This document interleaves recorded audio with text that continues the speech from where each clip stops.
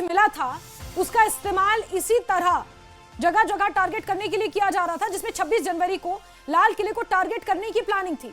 हमले से पहले मुजम्मिल और उमर ने लाल किले की रेकी भी की थी। डॉक्टर मुजम्मिल के फोन के डंप डेटा से यह जानकारी मिली है।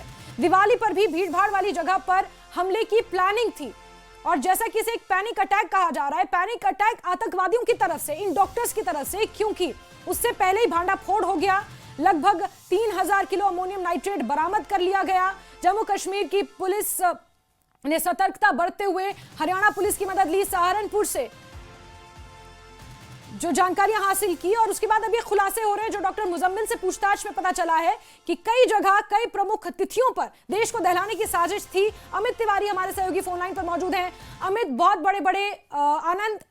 बड़े बड़े खुलासे हो रहे हैं और इसमें एक और बड़ा खुलासा कि दिवाली पर हमले की प्लानिंग थी, 26 जनवरी पर हमले की प्लानिंग थी। क्या कुछ और डिटेल्स निकलकर सामने आ पाई अभी तक? आनंद, देखिए, फरीदाबाद से जिस डॉक्टर मुजामिल को गिरफ्तार किया गया था, जो कथित तौर पर जैश का आतंकवादी बताया जा रहा है, उसके फोन का जब डंप डाटा निकाला गया और जब उससे कड़ी पूछताछ की गई तो उसने खुलासा किया है कि वो पिछले साल जनवरी के महीने में उसने कई बार जो लाल किला है और उसके आसपास का जो भीड़भाड़ वाला बाजार है उसकी रेकी की थी।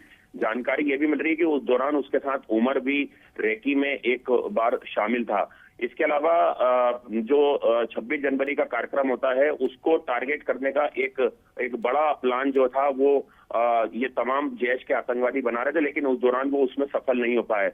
अगर हम बात करें जो उमर मोहम्मद जिसकी मौत हो गई है इस कार ब्लास्ट में I-20 में, उसकी भी ब्लास्ट से पहले एक लोकेशन अरुणा आसफ अली रोड की पाई गई है। वहां पर उसकी गाड़ी करीब 30 से 40 मिनट तक पार्क होती है। उस दौरान वो किसी से फोन पे बात नहीं करता है और जो उसका मोबाइल फोन वो इस्तेमाल कर रहा था लाल किला ब्लास्ट से पहले, उसकी लास्ट लोकेशन जो है वो फरीदाबाद की उस यूनिवर्सिटी में पाई गई है जिसमें डॉक्टर मुजामिल पढ़ाता था और 31 अक्टूबर को ही वो फोन स्विच ऑफ हो गया था।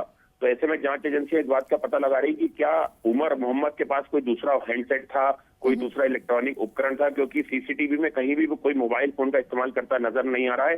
तो ऐसे में जांच एजेंसियों को शक हो रहा है कि ये पूरी प्लानिंग थी ताकि फोन कॉल से इंटरसेप्ट जो है वो एजेंसियां उमर को नहीं कर पाए, क्योंकि उमर वांटेड चल रहा था। जम्मू कश्मीर पुलिस ने एक ट्वीट करके बाकायदा बताया भी था कि बहुत जल्द जो आरोपी पकड़े जाएंगे।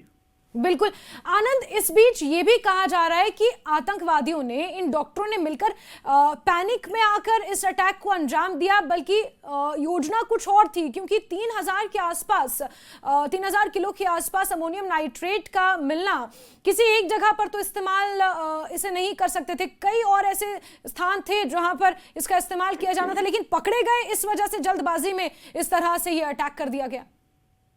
देखिए, जिस दौरान फरीदाबाद से डॉक्टर मुजामिल और एक लेडी डॉक्टर को गिरफ्तार किया गया, उस दौरान फरीदाबाद पुलिस ने ये कहा था कि इसमें एक डॉक्टर मोहम्मद उमर जो है वो फरार चल रहा है। जम्मू कश्मीर पुलिस का भी मोहम्मद उमर वांटेड था। उन्होंने ट्वीट करके कहा था कि जो भी आरोपी है वो बहुत जल्द पकड़े जाएंगे, बख्शे नहीं जाएंगे। शायद ये एक वजह थी कि जो मोहम्मद उमर है उसको लग रहा था कि वो गिरफ्तार हो सकता है, इसलिए पैनिक में आके हड़बड़ाहट में लाल किले के पास ये ब्लास्ट को अंजाम दिया गया।